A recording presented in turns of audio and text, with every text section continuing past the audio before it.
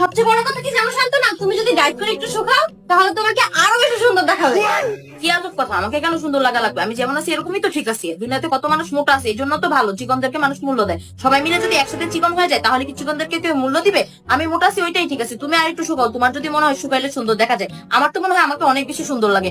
চিকন মানে যে সুন্দর এই থটটা তোমাদের মাথার মধ্যে কে ঢুকাই দিচ্ছে? আমি বুঝি না তোমরা সারাদিন আমাদের বাসায় কেন পড়ে থাকো? তোমাদের নিজের বাসা নেই? সারাদিন আড্ডা দিতে চলে আসো আর আমার মা খাবার দিলে খাবারগুলো খাও। নিজের বাসার খাবার খেতে পারো না, তোমাদের বাসায় খাবার দেয় না। আর তোমাদের আমাদের বাসায় চলে আসো এরকম ড্যাং ড্যাং করে, তোমাদের বাসা থেকে কিছু বলে না? আমার আম্মু তো আমাকে অনেক কিছু বলে, আমার কোনো ফ্রেন্ডের বাসায় যাইতে দেন, আমি গেলেই বকাবকি করে। তোমার আব্বু আম্মু যদি তোমাকে বকতো তাহলে তুমি এখন আমার বাসায় এসে পড়ে থাকতে না, তোমার নজরে পড়তো না আমি মোটা নাকি চিকন। কি অসভ্য একটা মেয়ে আমাকে বলতেছে চিকন হয়ে যেতে। আমি যেমন আছে একদম পারফেক্ট চায়না সামনে যখন আমি যাই তখন নিজেকে ঐশ্বরিয়া রায় মনে হয়, যে মোটা ঐশ্বরিয়া রায়, ও তো মোটা হয়েছে তাই না? মোটা হলে কি যায় আসে, চিকন আর মোটা সব এক। কিন্তু তোমার চোখে ভিন্নতা মনে হইতেছে কারণ তোমার চোখ মনে হয় ট্যাগরা, এই জন্য তুমি দুজনকে দুই রকম দেখতে পারতেছো, বুঝছো?